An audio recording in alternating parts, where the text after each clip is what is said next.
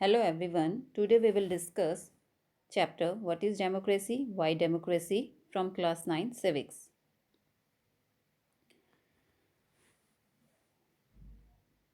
We will discuss following topics in this chapter.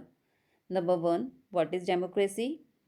Then features of democracy like major decisions by elected leaders, free and fair electoral competition, one person, one vote, one value, rule of law and respect for rights. Then why democracy? Arguments against democracy, and then arguments in favor of democracy, and last, broader meaning of democracy. After completion of this chapter, after going through this chapter, you would be able to differentiate between democratic form of government and non-democratic form of government. Democracy is most prevalent form of government in today's world. It is expanding to more countries ना. आज की date में अगर हम देखेंगे, जो democracy है all over world mostly countries democratic हैं और ये एक्सपेंड भी होती जा रही है, इनका नंबर बढ़ता जा रहा है इन कंट्रीज़ का. But the question is why is it so? What makes it better than other form of government? ऐसा क्या है, ऐसी क्या चीज़ है इस गवर्नमेंट में कि ये दूसरी फॉर्म ऑफ गवर्नमेंट्स में से ये गवर्नमेंट ज़्यादा बेटर है? Here is a definition given by Abraham Lincoln, the 16th president of America. He says, democracy is government of the people, for the people, and by the people. Means it is a government comprised of common people who were chosen by common people. मतलब लोगों के द्वारा लोगों के लिए चुनी गई सरकार, और जो लोगों के वेलबींग के लिए, लोगों के बेटरमेंट के लिए काम करती है. We come across the concept of democracy in everyday life. Democracy may be a familiar word to most of us, but where did the concept of democracy originate? आपने कभी सोचा है कि डेमोक्रेसी कहाँ से ओरिजिनेट हुई, कहाँ इसका जन्म हुआ? ये बहुत फैमिलियर तो है हमारे वर्ड, हम डे टू डे यूजेज में इसको बहुत बार सुनते हैं, but where did the concept of democracy originate? Is it a modern phenomena और डेमोक्रेसी एग्जिस्टेड अर्लियर ऑल्सो? ठीक है, ये मतलब मॉडर्न फिनोमिना है या पहले भी डेमोक्रेसी प्रिवेल करती थी? तो you see, democratic ideas also prevailed in history. It appears in many ancient civilizations. The first usage of this word found in Greece around 500 BCE. The idea behind this philosophy was the good government is formed with the consent of people or masses. एक जो मतलब इस philosophy के पीछे जो idea था वो ये आइडिया ये था कि एक अच्छी सरकार लोगों के कंसेंट के द्वारा, लोगों के पार्टिसिपेशन से, लोगों की सहमति से बन सकती है. ठीक है, फर्स्ट यूसेज इसका आपका मैंने जैसे बताया ग्रीस में 500 BC के अकॉर्डिंग उस समय मिलता है. Second usage of this term is found in Roman republic, later in English, Dutch and American republic. The third usage of this term found in French revolution. अभी लास्ट चैप्टर हमने French revolution ही finish किया. आपको एक short brief में बता देती हूँ. फ्रेंच रिवोल्यूशन में आपका इन 1774 जो लुई 16 थे, वर्बन फैमिली को बिलोंग करते थे. He ascended the throne of France and he found empty treasury. There were lots of reasons behind the revolution जो आपका फ्रांस में स्टार्ट हुआ था. तो there were social causes, economic factors also there, आपके इंटेलेक्चुअल कॉजेज थे and political causes also. तो आपका that time France helped the 13 American colonies to gain their independence from the common enemy Britain. उस समय जो अमेरिका था वो British colony था, जैसे किस टाइम पे इंडिया भी एक ब्रिटिश कॉलोनी था. तो ब्रिटेन का रूल था वहाँ पे दैट टाइम, एंड वो अपनी इंडिपेंडेंस के लिए स्ट्रगल कर रहा था और फ्रांस ने उसको हेल्प करी थी. तो इस फ्रांस इन दोनों का कॉमन एनिमी था. सॉरी, ब्रिटेन, अमेरिका और फ्रांस का कॉमन एनिमी था. तो अब सारे रिसोर्सेज वॉर में इन्वॉल्वमेंट था इसका, तो उसके रिसोर्सेज वहाँ पे ड्रेन हो रहे थे सारे. फिर आपका सोसाइटी में इक्वालिटी नहीं थी. जो आपकी सोसाइटी थी वो 3 स्टेट्स में डिवाइड थी, first state, second state and third state. ठीक है, फर्स्ट स्टेट क्लेर्जी, सेकंड स्टेट नोबैलिटी लोग आते थे एंड थर्ड स्टेट में कॉमन पीपल आते थे। फर्स्ट 2 स्टेट 10% पॉपुलेशन बिलोंग करती थी फर्स्ट 2 स्टेट को, 90% population belong to third state. तो जो आपके फर्स्ट 2 स्टेट थे, they enjoyed certain privilege by birth, and the most important of these was exemption from paying taxes to the state। ठीक है, बहुत सारी प्रिविलेज मिली हुई थी और मोस्ट इंपॉर्टेंट जो प्रिविलेज थी वो उनको कोई टैक्स पे नहीं करना पड़ता था, and only the members of third state paid taxes. तो सोसाइटी में कहीं पे भी इक्वालिटी नहीं थी।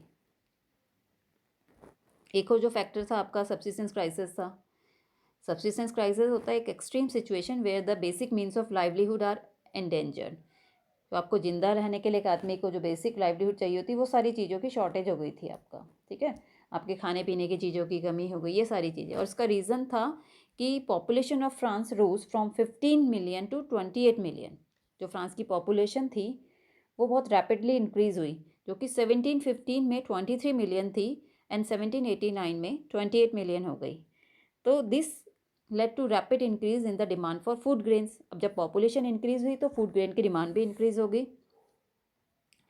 एंड जब फूड ग्रेन की डिमांड इंक्रीज हुई तो क्या हुआ, production of grains could not keep pace with the demand.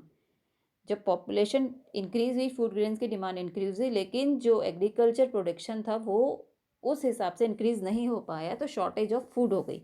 जब शॉर्टेज ऑफ फूड हो गया वहाँ पे, तो जो प्राइजेस थे सारी चीज़ों के वो हाइक हो गए, and this led to subsistence crisis. Intellectual ideas, जैसे मैंने आपको बोले, फिलोसोफर्स थे जो वहाँ पे, they promote democracy, they introduce word democracy, citizens right,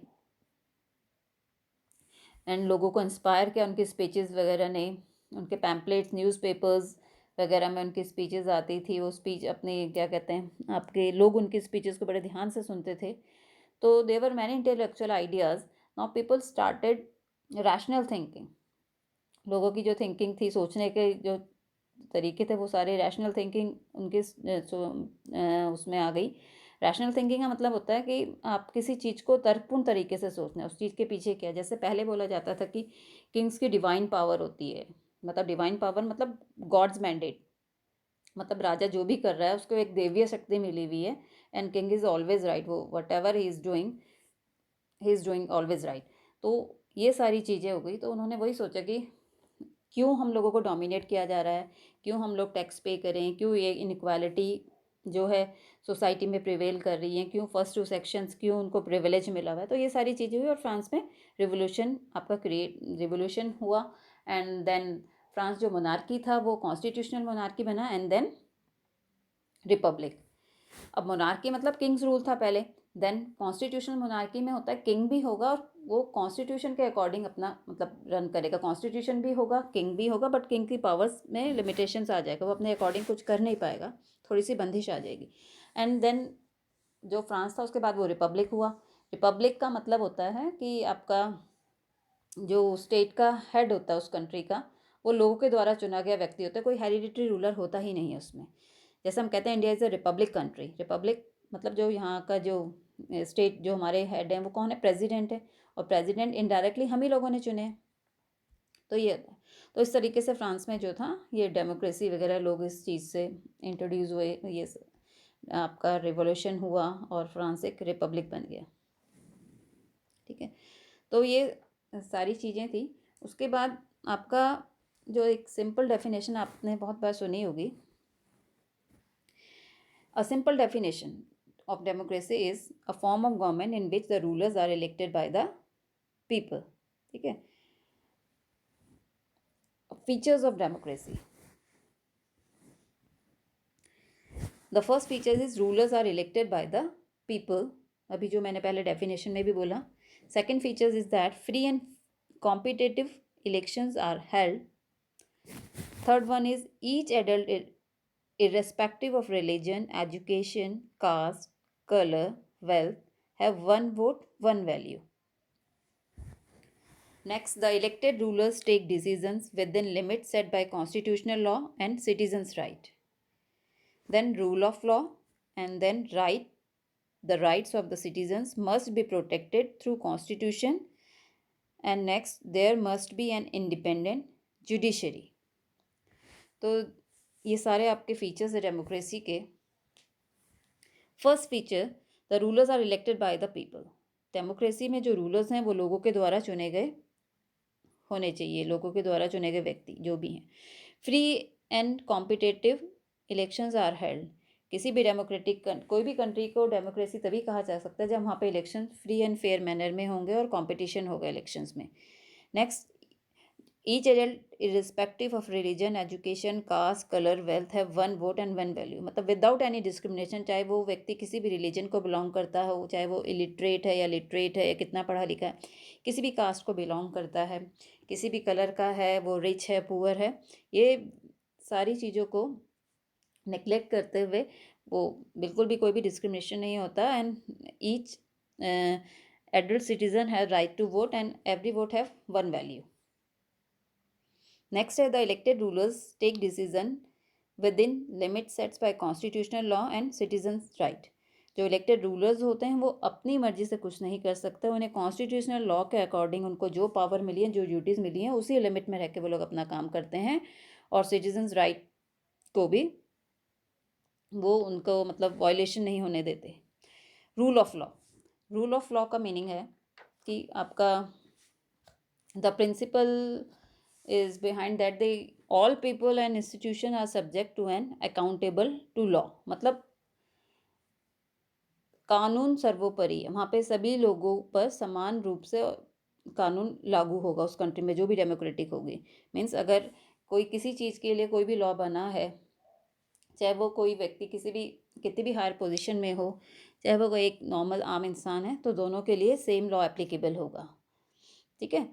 फिर नेक्स्ट आपका आता है the right of the citizens must be protected through constitution.